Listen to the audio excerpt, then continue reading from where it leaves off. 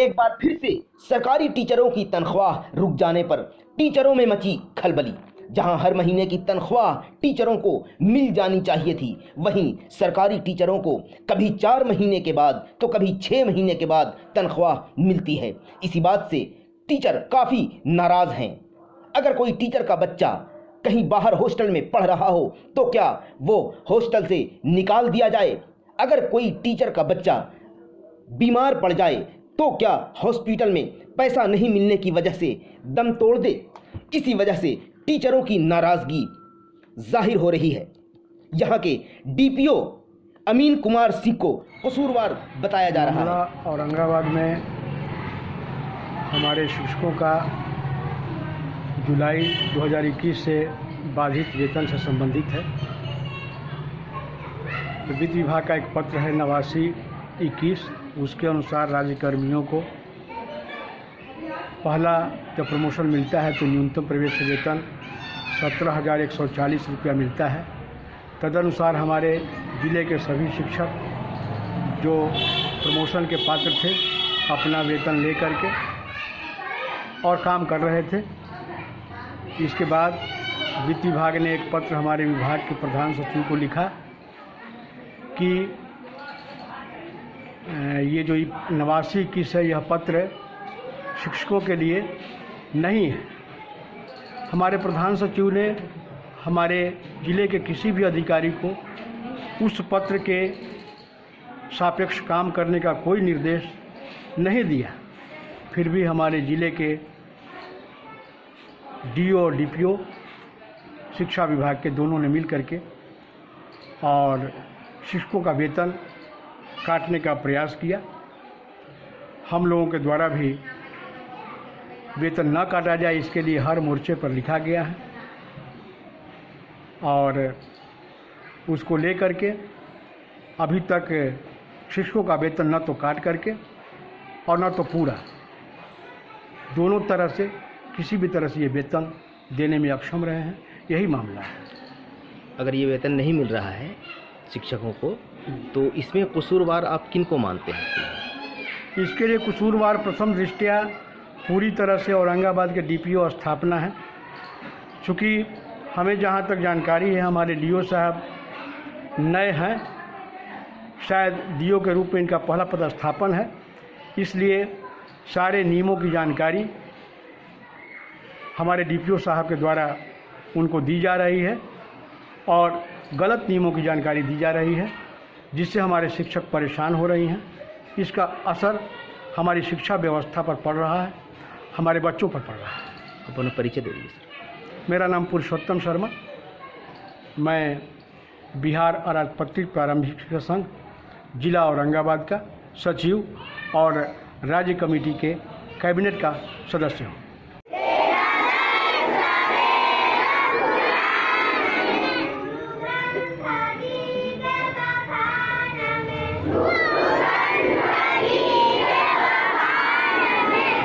मोहन सिन्हा, प्रधानाध्यापक राजकीय उर्दू मध्य विद्यालय नवाडी औरंगाबाद, सह खंड के चिन्हित मध्य विद्यालय।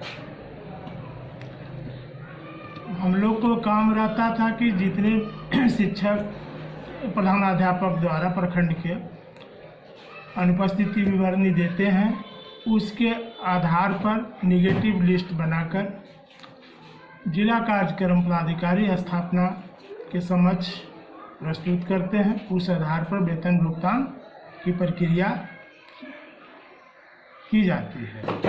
परंतु विगत जुलाई 2021 से प्रत्येक माह हम लोग निगेटिव लिस्ट दे रहे हैं उन्हें, परंतु सभी नियमित शिक्षकों का वेतन भुगतान स्थगित है। मिलने से भी ये बताया जाता है कि शेड्यूल 2 का लाभ आपके यहाँ जितने शिक्षक लिए हैं वह गलत है, वो हम काट कर वेतन भुगतान करेंगे। लेकिन परिस्थिति आज तक ऐसी बनी हुई है कि न वो काट कर वेतन भुगतान कर रहे हैं न संपूर्ण वेतन भुगतान कर रहे हैं। इस संबंध में विभिन्न जिलों से पत्र निकली है। उसके आलोक में माननीय उच्च न्यायालय द्वारा वित्त विभाग बिहार पटना के पत्रांक 5770 दिनांक 10/11/2020 के आलोक में वेतन जो कटौती होने के संबंध में स्थगित किया जाता है इसको, कि वेतन में कोई कटौती नहीं की जाए। क्योंकि हाँ, यह है CWJC नंबर 2783/2021 दिनांक 10/8/21 पर यह पत्र भी ये जिला कार्यक्रम पदाधिकारी स्थापना महोदय के समक्ष प्रस्तुत किया गया, हस्तगत भी कराया गया, परंतु वे कहते हैं कि इस जिले के नाम से पत्र आएगा तभी हम इसको मानेंगे। ये विडंबना है कि हाईकोर्ट का न्यायालय, हाईकोर्ट माननीय उच्च न्यायालय के फैसला जो आती है वो संपूर्ण बिहार पर प्रभावी रूप से लागू होती है। अब जिले के नाम से, प्रत्येक जिले के नाम से तो फैसला नहीं आए, अलग अलग निर्गत होगा। ये हमारी समझ की बात नहीं है। ऐसा अगर होता होगा तो हमारे पदाधिकारी महोदय का अधिक जानकारी हमसे होगी, परंतु ये 3-4 माह से जो वेतन बंद है सभी नियमित शिक्षकों को, शिक्षक आज आर्थिक तंगी की स्थिति में से जूझ रहे हैं।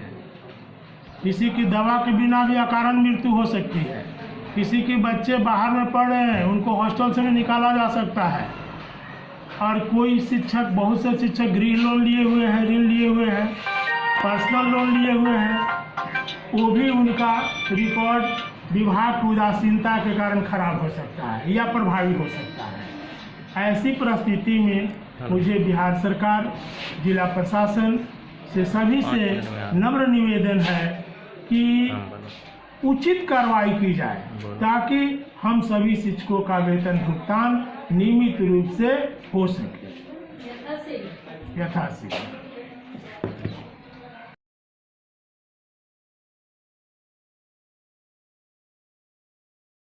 के पूरे हमारे सेक्रेटरी साहब आपको बताएं, हमको एक ही लाइन कहना है कि इस लोकतांत्रिक देश में किसी भी संस्था को चलाने के लिए कोई नियम कायदा होते हैं और उसी कायदा के तहत शिक्षा विभाग भी चलती है।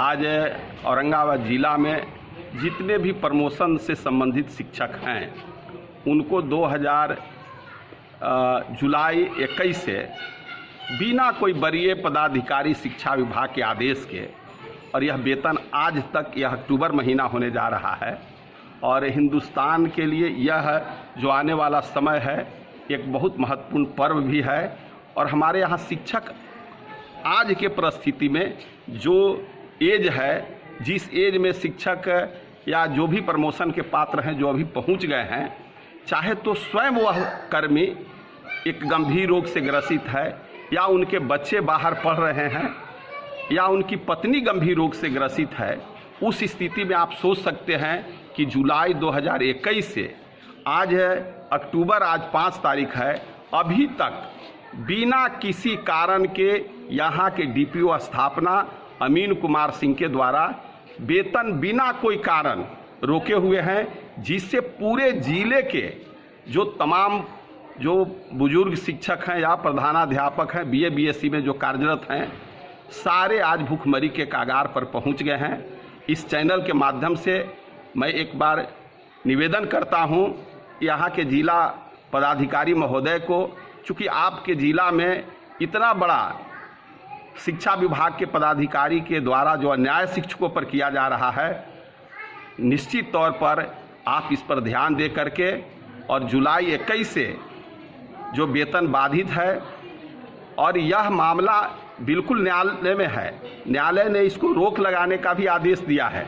बिहार सरकार का न्याय नीति है जिसके तहत यह स्पष्ट निर्देश है कि अगर एक ही मामला है और उससे सभी लोग प्रभावित हैं, उसमें किसी तरह का अगर कोर्ट का आदेश आता है तो सभी पर लागू होगा। लेकिन यह अड़ियल रुख अपनाकर आज तक यह वेतन नहीं देने का काम कर रहे हैं। इसलिए आपके चैनल से माध्यम से मैं पुनः उनसे एक बार अंतिम निवेदन करता हूं कि आप बिना किसी तरह के ईफ बट के बिना वेतन काटे हुए जुलाई 2021 से सितंबर 2021 तक अविलंब वेतन भुगतान करें। चूँकि यह चुनाव का मामला है, नहीं तो अब तक हम लोग यह शिक्षक संघर्ष के माध्यम से उनको बता देती कि कैसे शिक्षकों का वेतन मिलता है। मैं राम कुमार राम, बिहार अराजपत्रित प्रारंभिक शिक्षक संघ, जिला कोषाध्यक्ष।